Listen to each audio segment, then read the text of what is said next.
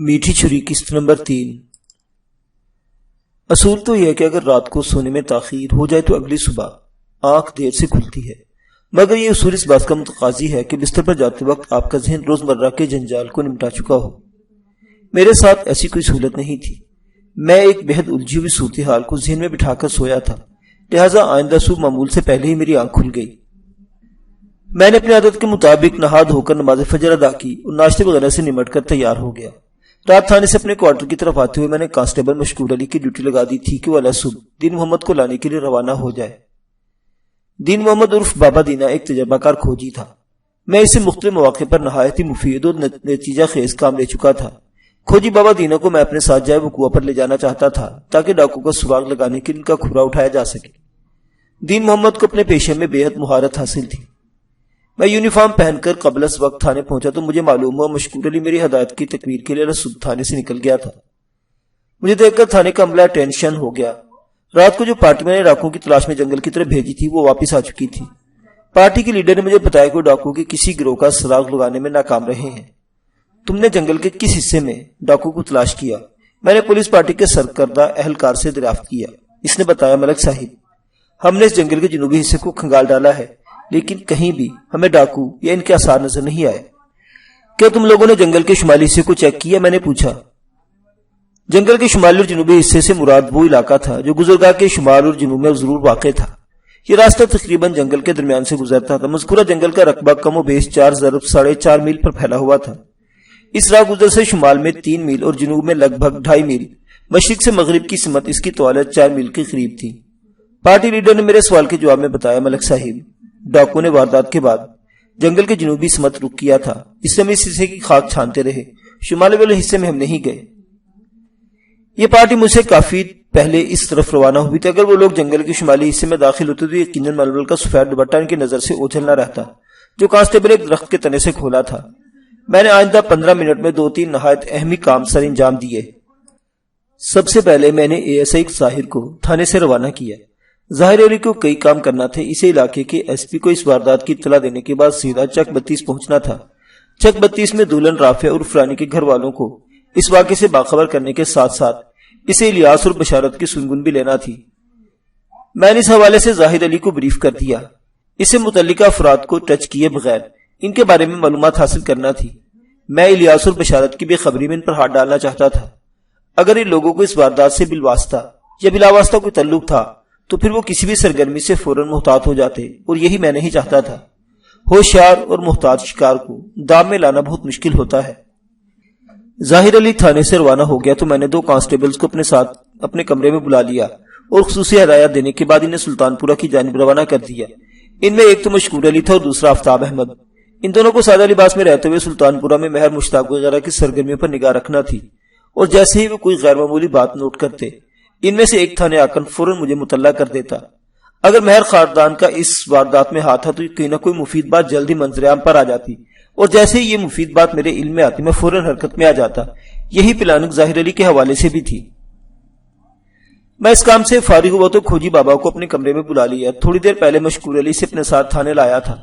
وہ میرے کمرے میں آتے ہی ٹھہرے ہوئے لہجے میں بولا، تھانے دار صاحب، کیا حکم ہے؟ میں نے آپ کے بھیجے ہوئے سپاہی کو بہت کریدا ہے، لیکن اس نے کوئی سرا نہیں پکڑایا۔ شاید اس سلسلے میں آپ نے خصوصی تاکید کر رکھی تھی۔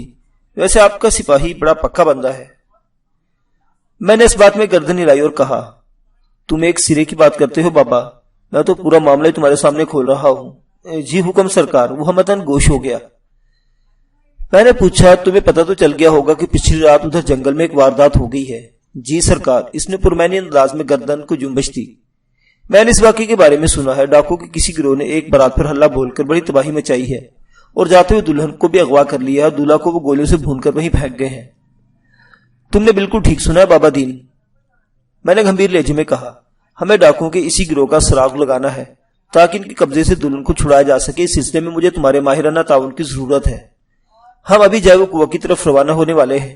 تم ڈاکوؤں کا کھرا اٹھاؤ گے اور یہ معلوم کرنے کی کوشش کرو گے کہ وہ کہاں سے آئے تھے اور کہاں گئے۔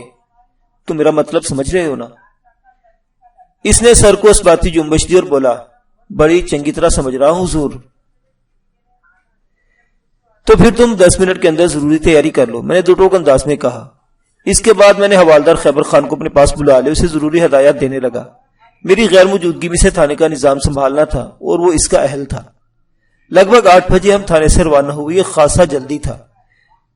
ان دنوں میں 9 بجے تھانے پہنچتا تھا، اس کے بعد ہی تھانے داری شروع ہوتی تھی۔ موسم خوشگوار سے 4 ہاتھ آگے بڑھ کر اچھا خاصا ٹھنڈا تھا۔ چند روز بعد سرما کا آغاز ہونے والا تھا۔ ہم اس وقت گھوڑوں پر سوار تھے اور موسم کی مناسبت سے ہم نے مناسب لباس زیب تن کر رکھے تھے۔ میں نے خدیر نامی ایک کانسٹیبل کو بھی اپنے ساتھ لے لیا تھا۔ ہمارے گھوڑے صبح رفتاری سے چلتے ہوئے جائے وہ کنواں پر پہنچ گئے۔ میں گزشتہ رات بھی یہاں کا دورہ کر چکا تھا، لیکن وہ جائے واردات کا سرسری اور ادھورا جائزہ تھا، اور اب میں مکمل کارروائی کے لیے وہاں پہنچا تھا۔ ہم نے اپنے گھوڑوں کو درختوں سے باندھے اور اپنے کام میں مصروف ہو گئے۔ ٹھیک آدھے گھنٹے بعد میں نے جائے وہ کنواں پر ضابطہ کی کارروائی مکمل کر لی۔ مشیر نامہ تیار کرنے میں کانسٹیبل قدیر نے میری بھرپور مدد کی۔ اس کارروائی کے دوران میں نے اس درخت کا بھی تنقیدی جائزہ لیا جس کے تنے سے گزشتہ رات ململ کا سفید دوپٹہ بندھا ہوا تھا۔ میں نے رات موقع واردات سے روانہ ہوتے وقت مذکورہ درخت کے تنے کے ساتھ زمین پر ایک بڑا پتھر رکھ دیا تھا تاکہ یہ نشان رہے اور بوقت ضرورت کام آئے۔ الغرض اس تمام کارروائی کے نتیجے میں ڈاکو تک رسائی حاصل کرنے کے لیے کوئی مفید سراغ حاصل نہ کر سکا۔ کھوجی بابا دین محمد میرے پاس آئے اور گہری سنجیدگی سے بولا، ملک صاحب، اگر آپ کی اجازت ہو تو میں اپنا کام شروع کر دوں۔ اس کے انداز میں بڑا واضح جوش پایا جاتا تھا۔ میں نے چونکری سے دیکھا اور تیز لہجے میں کہا، یہ کام تو تم اجازت حاصل کیے بغیر شروع کر چکے ہو۔ وہ ٹھٹک کر مجھے دیکھنے لگا۔ میں اپنی کارروائی کے دوران میں مسلسل دین محمد پر نگاہ رکھے ہوئے تھا اور میں نے اس عرصے میں اسے مصروف عمل پایا۔ وہ راہ گزر کی شمالی و جنوبی سمت اپنی مہارت کو آزمانے میں لگا رہا تھا، اور اس وقت اس کے چہرے پر جو رنگ دیکھ رہا تھا اس سے ظاہر ہوتا تھا وہ کوئی اہم بات جاننے میں کامیاب ہو گیا تھا۔ لگتا ہے تم نے کوئی خاص نقطہ پکڑ لیا ہے، میں نے اس کے آنکھوں میں دیکھتے ہوئے استفساریہ لہجے میں کہا۔ وہ اس بات میں سر ہلا کر رہ گیا۔ دین محمد عرف بابا دینا نے ڈاکوں کے گھوڑوں کا کھرا تلاش کر لیا تھا۔ وہ راہ گزر کی جنوبی سمت جنگل کی زمین کی طرف اشارہ کرتے ہوئے بولا، دیکھے یہاں سے 12 گھڑ سوار جنگل کے اس حصے میں داخل ہوئے ہیں۔ 12 گھڑ سوار؟ میں نے حیرت بھرے لہجے میں دہرایا، جی ہاں، میں 12 گھوڑوں کے سوموں کے نشانات کو جنگل کے اس حصے کی جانب سے بڑھتے ہوئے دیکھ رہا ہوں۔ وہ پرسوک انداز میں بولا، میرا برسوں کا تجربہ مجھے دھوکہ نہیں دے سکتا سرکار۔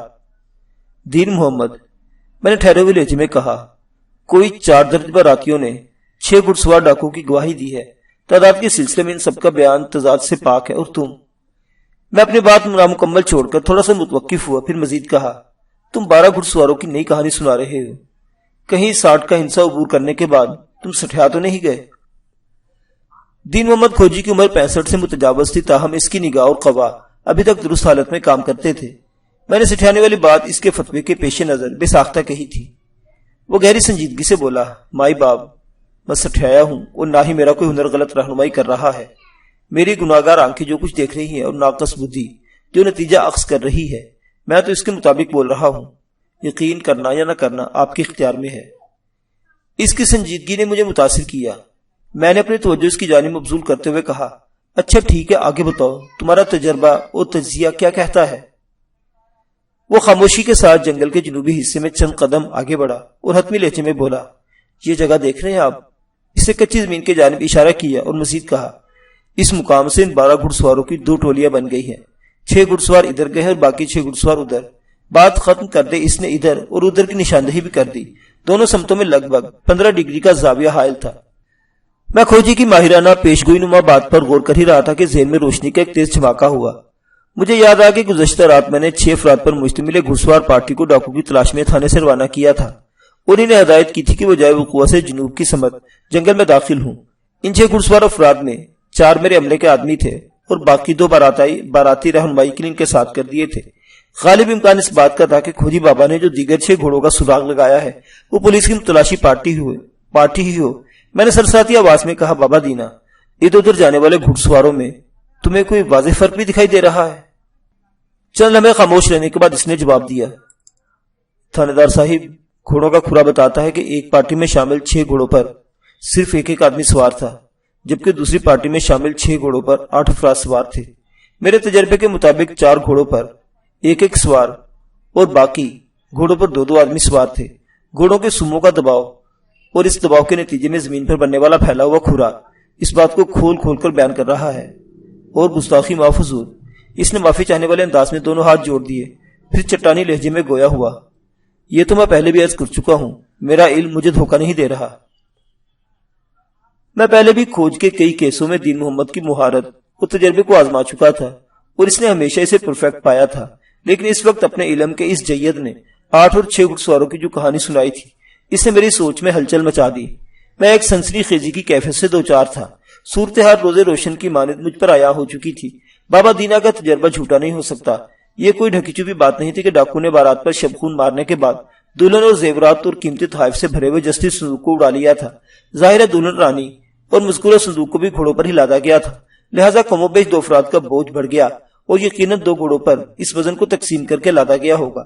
ایک گھڑ سوار ڈاکو نے دلہن کو سنبھالا ہوگا اور دوسرے نے قیمتی ملبوسات اور زیورات سے بھرے ہوئے صندوق کو۔ اس حساب سے اگر دیکھا جاتا تو کھوجی دین محمد 100% درست نتائج اخذ کر رہا تھا۔ میں نے اضطراری لہجے میں کہا، بابا دینا، تم اس کھرے کا تعاقب کریں گے جس میں 6 گھوڑوں پر 8 افراد سوار تھے؟ دین محمد نے کوئی سوال نہ کیا اور اپنے کام میں جٹ گیا۔ تاہم تھوڑی دیر بعد میں نے خود ہی اپنے فیصلے کی وضاحت کر دی۔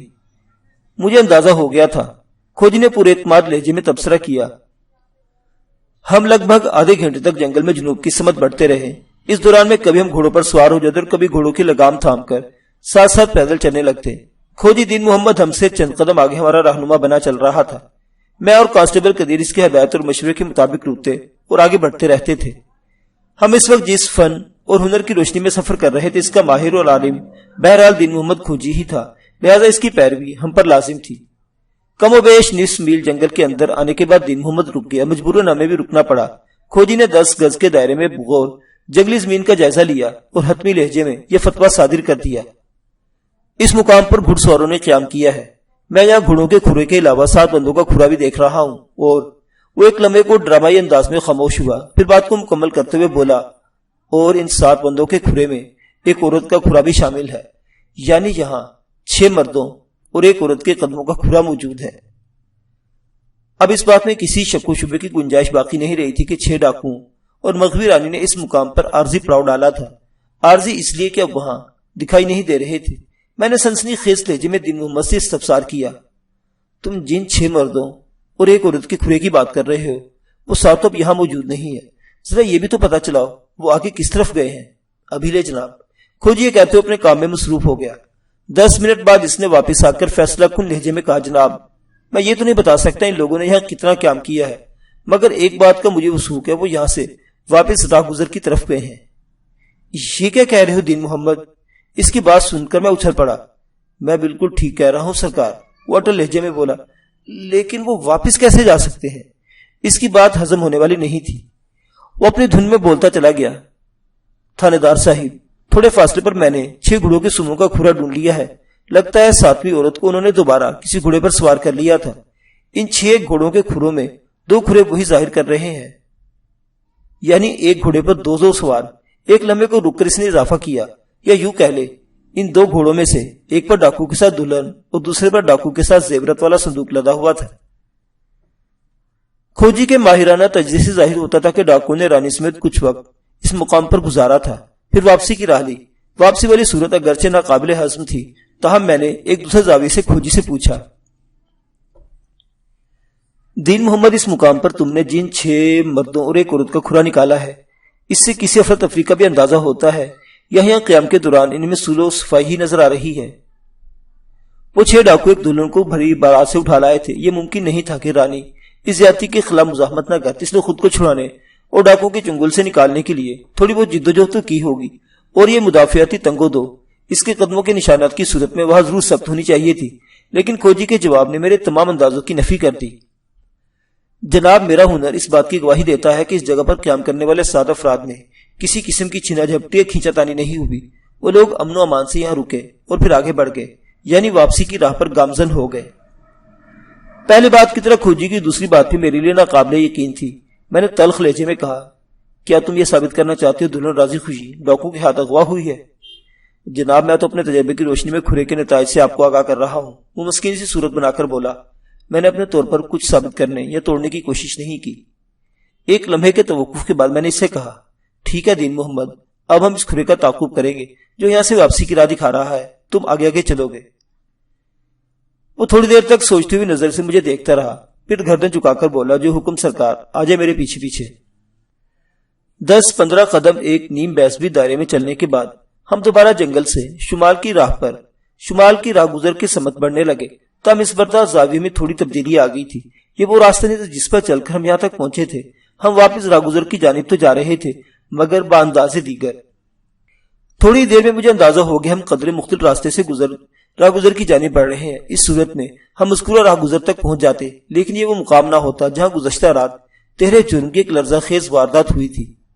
اس وقت میرے ذہن میں تیز آندھیاں شور مچا رہی تھی، اور ان آندھیوں کا سبب وہ سوال تھا جو تھوڑی دیر پہلے میں نے بے ساختہ کھوجی دین محمد سے پوچھا تھا، کیا تم یہ ثابت کرنا چاہتے ہو دلہن راضی خوشی ڈاکوں کے ہاتھوں اغوا ہوئی ہے؟ میں نے کسی ذہنی الجھن کے باعث بے اختیار یہ سوال تو کر دیا تھا، لیکن اب سوچ رہا تھا ایسا ہونا ناممکنات میں سے تو نہیں۔ پھر رہ کر اس واقعے کے مختلف پہلو میری سوچ میں اجاگر ہونے لگے۔ ڈاکوں کی نپتوری لمحاتی کارروائی، دلہا کا قتل، قیمتی سامان سمیت دلہن کا اغوا، ڈاکوں کا محض ان افراد کو شدید زخمی کر کے ناکارہ بنانا جو مسلح تھے اور اس کے راستے کی رکاوٹ بن سکتے تھے۔ کہ ایسا تھا کہ ڈاکوں نے دلہن کی ماں پر اسے اغوا کیا ہو؟ یہ بہت ہی خطرناک سوال تھا، لیکن حالات و واقعات کی روشنی میں قرینے قیاس لگتا تھا۔ اگر واقعی ایسا ہوا تھا تو پھر یہ بات بھی یقینی تھی کہ دلہن عارف کی منکوہ بن کر زندگی نہیں گزارنا چاہتی تھی، وہ کسی اور کو چاہتی تھی۔ کسی شخص نے خود یا ڈاکو کے توسط سے اغوا کر لیا تھا اور اس دھواں دھار انداز میں اغوا کیا تھا کہ اس علاقے کی ایک خونریز تاریخ مرتب ہو گئی تھی۔ بہرحال اس سب امکانی باتیں تھیں اور یہ اکثر غلط بھی ہو سکتی تھی۔ ذہن کا کام ہے مسلسل سوچنا، اور کسی خاص انداز میں سوچنے کے لیے اسے بس ایک معمولی سا اشارہ ہونا چاہیے۔ میں بھی اسی حوالے سے ایک مخصوص ڈگر پر رخش خیال کو دوڑائے جا رہا تھا۔ حقیقت کیا تھی یہ تو آنے والا وقت بتا سکتا تھا، اور بے شک وقت بہت بڑا معلم ہے۔ کچھ دیر بعد ہم اس راستے پر پہنچ گئے چک 32 کو چک 84 سے ملاتا تھا، اور اسی راستے پر گزشتہ رات ایک ناقابل فراموش واردات ہوئی تھی۔ تاہم حیرت انگیز بات یہ تھی کہ جس مقام پر ہم نکلے تھے وہ جائے وقوع سے لگ بھگ نصف میل کے فاصلے پر مغرب میں چک 32 کی سمت واقع تھا۔ پتہ نہیں وہ عجیب و غریب ڈاکو چند گھنٹوں کی دلہن کو کہاں لے جانا چاہتے تھے۔ میں نے سوالے نظر سے کھوجی دین محمد کو دیکھا اور کہا، اب کہاں کا رخ کرنا ہے بابا دینا؟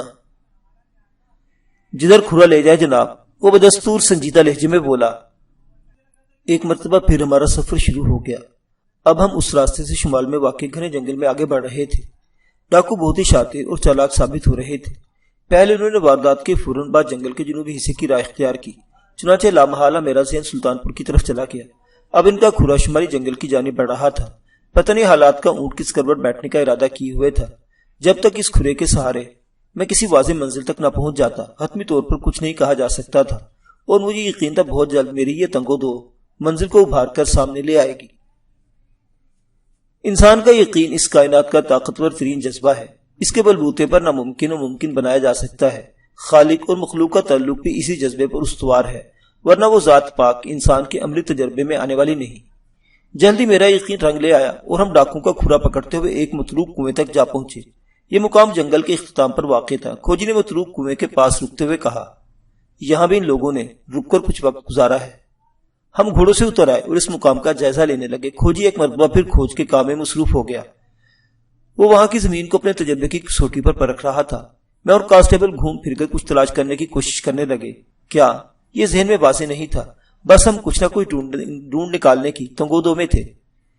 یہ جنگل کا وہ اختتام تھا، اگر وہاں سے سیدھا شمال میں مزید سفر جاری رکھا جاتا تو لگ بھگ 5 میل بعد موزہ شام کوٹ واقع تھا۔ شام کوٹ سے ایک راستہ چک 32 کی طرف بھی آتا تھا۔ یہ تمام گاؤں دیہات میرے تھانے کی حدود میں آتے تھے اور میرے دیکھے بھالے ہوئے تھے۔ اس زمانے میں بہت کم تھانے ہوا کرتے تھے۔ بعض تھانوں کی حدود تو 25-30 میل سے بھی متجاوز تھی۔ آج کل کی طرح آسانیاں حاصل نہیں تھی۔ تاہم ایک بات پر میں افسوس کے ساتھ ضرور کہوں گا، اور وہ یہ کہ وقت کے ساتھ ساتھ ہم نے بہت ترقی کی ہے، مگر اکثر شعبوں میں یہ ترقی معکوس کی حیثیت رکھتی ہے۔ ہمارے زمانے میں جرائم کی بے خونی کا تناسب آج سے بہت زیادہ تھا۔ تھوڑی دیر بعد میری تلاش کا نتیجہ خیز ثابت ہوئی۔ میں ایک جستی صندوق تک رسائی حاصل کرنے میں کامیاب ہو گیا۔ اس صندوق کا سائز لگ بھگ 1.5 ضرب 2.5 فٹ رہا ہوگا۔ صندوق گھنے درختوں کے درمیان کھلا اور الٹا پڑا تھا۔ ایک نظر دیکھتے ہی مجھے اندازہ ہو گیا صندوق کا تالا توڑ کر اسے کھولا گیا تھا۔ میں نے صندوق کو سیدھا کیا تو یہ حیرت انگیز انکشاف ہوا کہ وہ خالی تھا۔ اس میں کسی شک و شبے کی گنجائش باقی نہیں کہ وہی جستی صندوق تھا جسے بارات سے دلہن کے ساتھ ہی اڑا لیا گیا تھا۔ اب دلہن کہیں نظر نہیں آ رہی تھی اور نہ ہی صندوق کا قیمتی سامان کہیں دکھائی دے رہا تھا۔ وادی نظر میں یہی محسوس ہوتا تھا کہ ڈاکو نے صندوق کا سامان سمیٹ کر ایک پوٹلی بنا لی ہوگی اور وزنی صندوق سے نجات حاصل کر کے آگے بڑھ گئے ہوں گے۔ آگے کس طرف اور کہاں؟ ان سوالات کے جواب کھوجی ہی دے سکتا تھا۔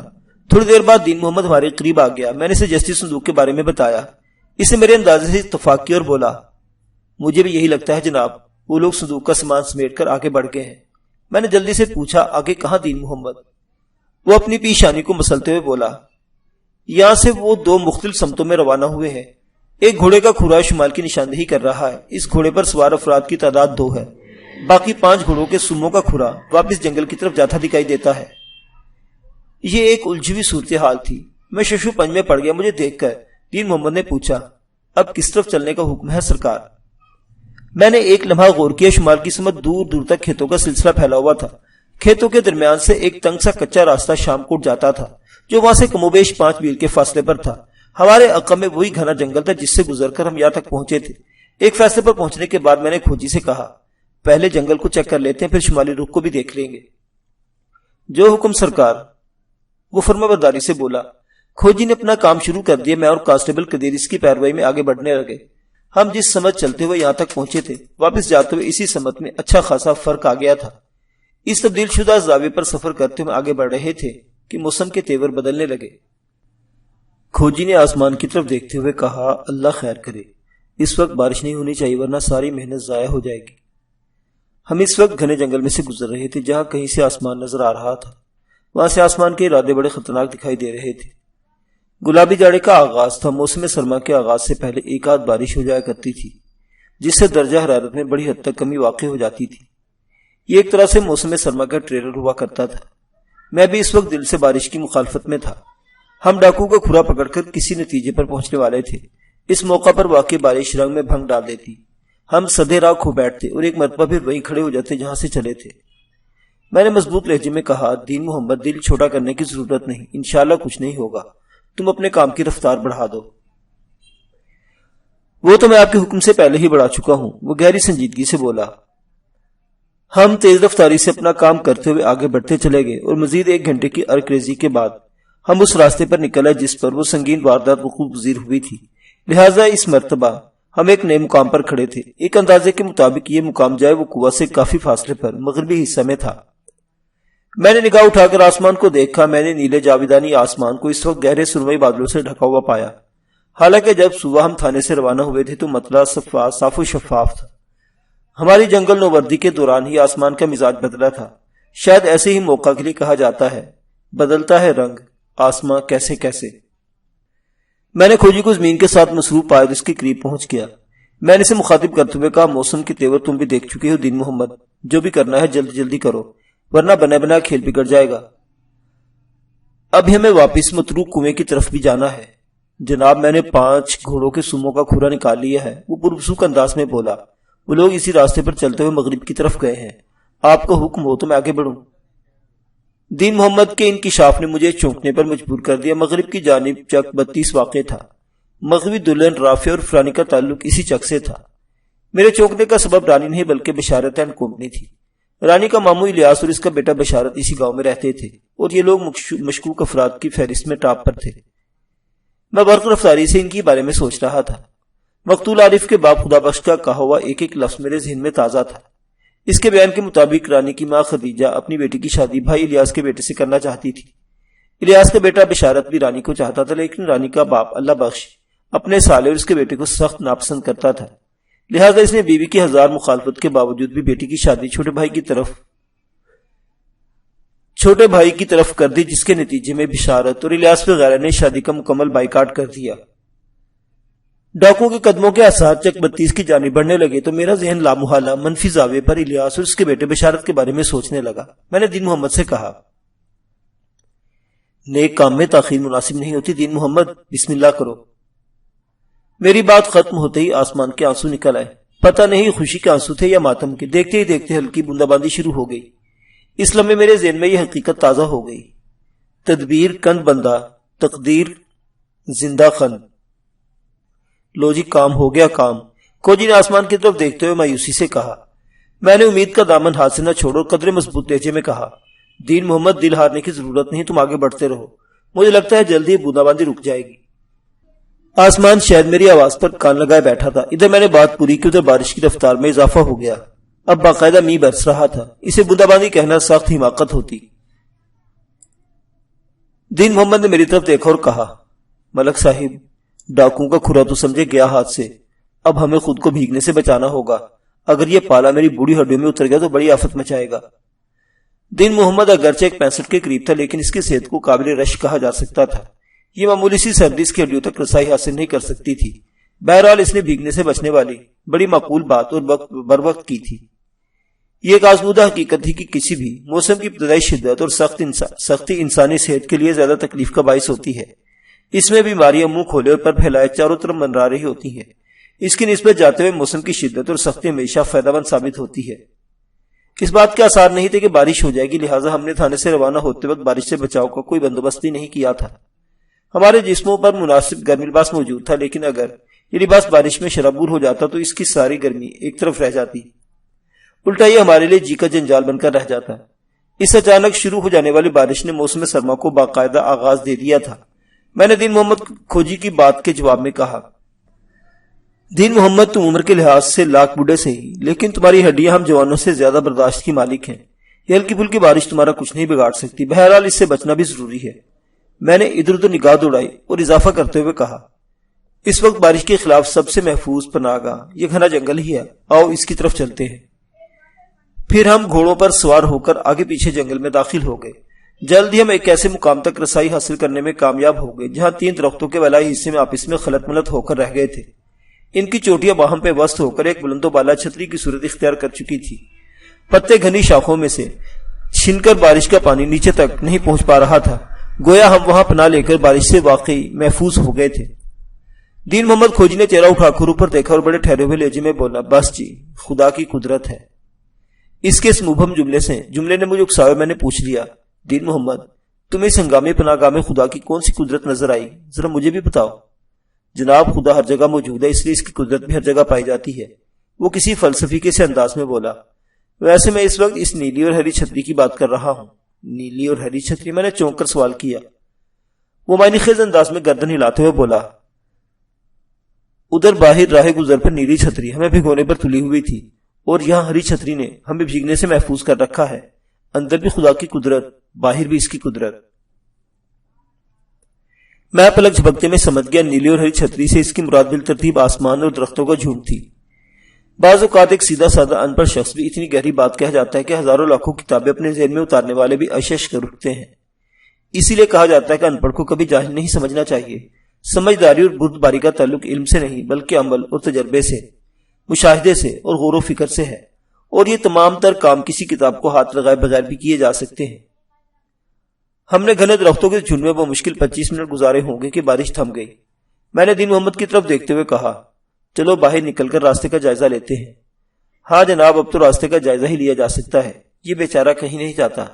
حالانکہ ازل سے انسان کہتا چلا آ رہا ہے اور اب تک کہتا رہے گا، فلاں راستہ فلاں جگہ جاتا ہے۔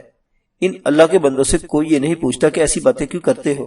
بھائی، راستہ تو اپنی جگہ پر رہتا ہے، لیکن اس پر سفر کرنے والے ہمیشہ ادھر ادھر ہو جاتے ہیں، جیسے اپنے ڈاکو اور ان کے گھوڑوں کے سموں کے نشان۔ دین محمد کی تجربہ کاری نے ڈھکے چھپے انداز میں مجھے باور کرا دیا تھا کہ ہم ڈاکوؤں کے کھرے سے ہاتھ دھو بیٹھے ہیں۔ جب ہم گھنے جنگل سے نکل کر کچے راستے پر پہنچے تو اس کی بات سچ ثابت ہو گئی۔ درختوں کی آڑ میں رہتے ہوئے اندازہ نہیں ہوا تھا باہر بارش نے کیا کیا کارنامے سر انجام دے ڈالے تھے۔ اب جو دیکھا تو پتا چلا، دوسرے برساتی مسائل تو رہے، ایک طرف ڈاکوؤں کا کھرا ناپید ہو چکا تھا، ہماری اب تک کی ساری محنت اکارت ہو گئی تھی۔ میں نے افسوسناک انداز میں گردن ہلاتے ہوئے کہا، یہ بہت برا ہوا۔ خدا کو یہی منظور تھا جناب، دین محمد نے ٹھہرے ہوئے لہجے میں کہا۔ اس کے اظہار کا انداز ایسا تھا جیسے کسی کی موت پر غیر غم کے ساتھ ایک اصلی حقیقت کو بھی بیان کر رہا ہو۔ میں نے پوچھا، تمہارا کیا خیال ہے ادھر متروک کنویں کی جانب جانے کا کوئی فائدہ ہوگا؟ مجھے یقین ہے کوئی فائدہ نہیں ہوگا، وہ اٹھا لہجے میں بولا۔ اس طرف کنویں سے آگے کھیتوں کو ایک طویل سلسلہ پھیلا ہوا ہے۔ اس بارش کے بعد ادھر کسی کا کھرا نکالنا ممکن نہیں رہا، لیکن اگر آپ حکم دیتے ہو تو میں چلنے کو تیار ہوں۔ دین محمد ایک وزین اور معقول بات کر رہا تھا۔ متروک کنویں سے آگے کا علاقہ میں نے بھی دیکھا تھا۔ لہلاتے سرسبز کھیتوں کے بیچ میں سے ایک تنگ سا کچا راستہ شام کوٹ کی طرف جاتا تھا۔ وہ راستہ اس راہ گزر سے کہیں زیادہ مخصوص تھا، جس پر گزشتہ رات ڈاکو نے وحشیانہ پن کا مظاہرہ کیا تھا۔ جب راہ گزر پر ڈاکوؤں کا کھورا ناپید ہو چکا تھا تو پھر کھیتوں کے بیچوں بیچ سے کھورا اٹھانے کی کوشش کرنا وقت ضائع کرنے کے مترادف تھا۔ لمحاتی سوچ بچار کے بعد میں اس فیصلے پر پہنچا کہ ہمیں واپسی کا رخ اختیار کرنا چاہیے۔ میرے حکم پر قدیر اور دین محمد نے اپنے گھوڑے موڑ لیے اور ہم تھانے کی جانب روانہ ہو گئے۔ لگ بھگ 5 گھنٹے کی اس بھاگ دوڑ میں انتہائی مقام کی 2 باتیں معلوم ہوئی تھی۔ اول، ایک گھوڑے پر سوار 2 افراد جنگل کے اختتام پر شمال کی سمت بڑھے تھے۔ وہ شام کوٹ گئے تھے یا کہیں اور، اس بارے میں سرے دست کچھ نہیں کہا جا سکتا تھا۔ دوم، 5 گھوڑوں پر سوار باقی ڈاکوؤں نے چک 32 کا رخ کیا تھا۔ یہ بھی حتمی نہیں تھا کہ وہ چک 32 پہنچے تھے یا کسی اور سمت نکل گئے تھے۔ اگر ہم ان کا کھورا نہ کھو دیتے تو ہماری منزل آسان ہو جاتی۔ ڈاکوؤں کا کھورا بارش کے سبب غائب ہوا تھا، جو ایک قدرتی عمل ہے۔ قدرت کے ہر کام میں کوئی نہ کوئی مصلحت پوشیدہ ہوتی ہے، انسان اس کو سمجھے یا نہ سمجھے اس سے کوئی فرق نہیں پڑتا۔ معزز سامعین حضرات، اس سے آگے کی کہانی اگلی قسط میں دیکھتے رہیے۔ Police story Urdu. اللہ حافظ۔